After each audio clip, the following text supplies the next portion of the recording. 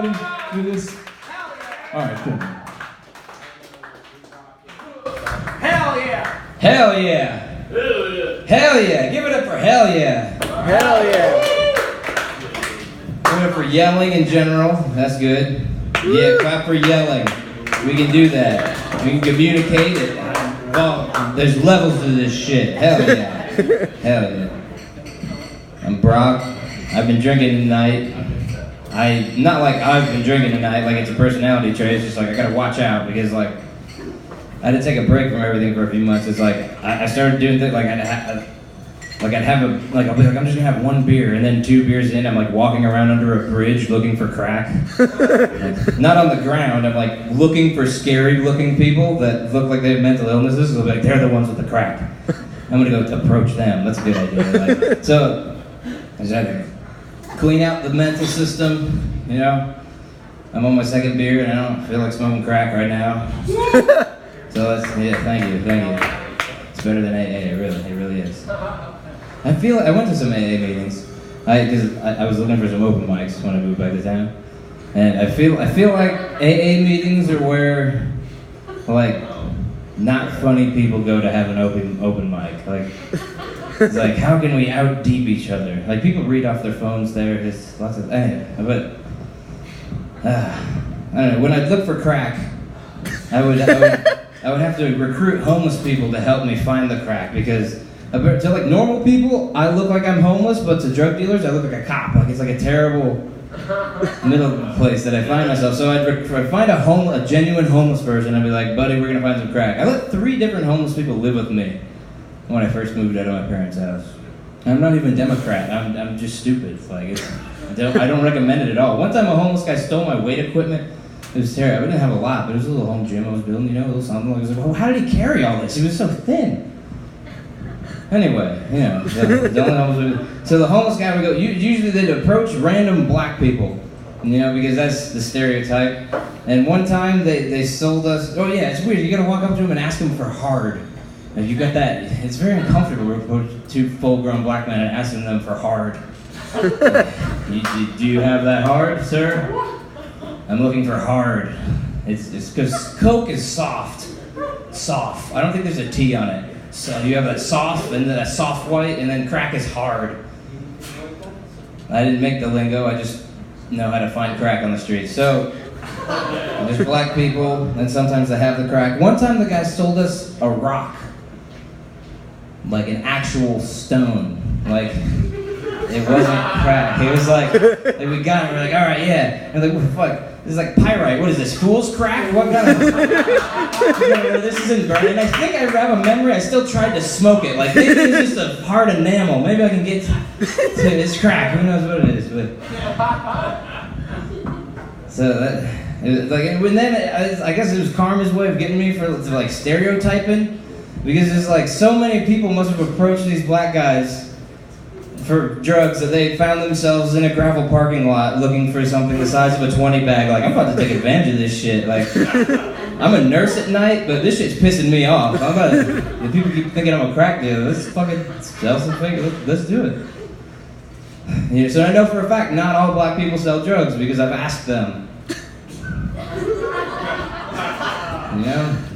It's a happy world out there.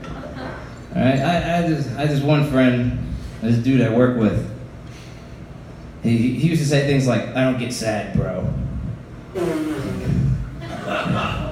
I don't want to be with you alone after too many beers. Or like that sounds like something a sad person would say. I don't know, but then he said, he's a good old Southern boy.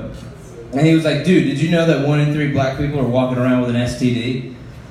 I was like, I just don't know, where are you getting this information from? Like, maybe 1 in 3 people at a clinic with an STD are black. Where the fuck did you get this information? Like, that's just sad. I don't think that's true. I didn't Google search it. I just assumed. No, hell no, it's not true. Yeah, here's how I know it's not true. You black people, you complain too much. None of y'all are gonna be walking around with a burning dick, like just ignoring it. Y'all are gonna be like, damn, my shit's killing me. Fuck this. This is terror, telling everyone about it. See, black people we're all entitled in our own way. Like, a black person will like step out in front of a car and cross the street slowly, be like, I wish a motherfucker would hit me with that car. And like, white people will walk to their car, you know, they'll get across the street at the right time and not offend anyone and get in their car and be like, I shouldn't have to drive this thing. I'm gonna invent a car that can drive itself. White people are so lazy that they invent shit, so we just hate working is all it is. Like the computer, like that wasn't from hard work and technology. That was just like, I don't want to have to walk or send a letter. Like, how do we make this easier? Like, let's complicate shit to get it simpler. That's what white people do. I don't know. I had to hit a motherfucker, wish a motherfucker would hit me with a car thing. I haven't figured out what white people do yet, but we're all entitled in our own way. Hey. I really did. I saw someone, they were black, would make eye contact with a car in a crosswalk and go, I wish a motherfucker would. It sounds like something someone who's never been hit by a car before would say. You know, like, I've been hit by a car before. It is a jarring experience. I was delivering pizzas on a bicycle, right here in Uptown Charlotte, for Fuel Pizza, a few years ago.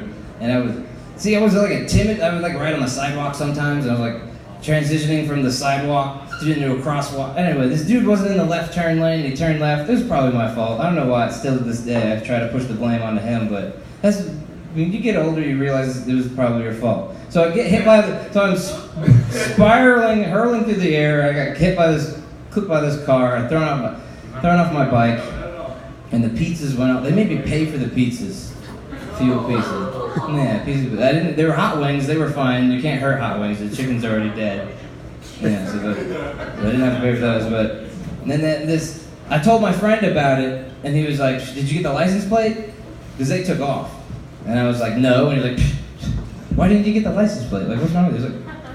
Because I was on the ground trying to pick up the contents of my pockets up off the road. Like it knocked my phone out of my pockets. It hit me so hard. I was like, man, you should have got that license plate. I can't believe you let that happen. I was like, this homeless guy, he came running, severely homeless. He looked like he'd never slept a day inside in the last like 20 years. He's like, long beard. Oh shit, that's the craziest thing I've ever seen. And it's like, you're like 60 years old. You've definitely seen crazier shit than that. But then he's like, oh, people don't know how to drive around here, man. That's a crazy. I seen everything. I saw it all. I was like, did you see his license plate? No. But I saw the whole thing. My name's Brock White. Yeah, let's keep it going, man.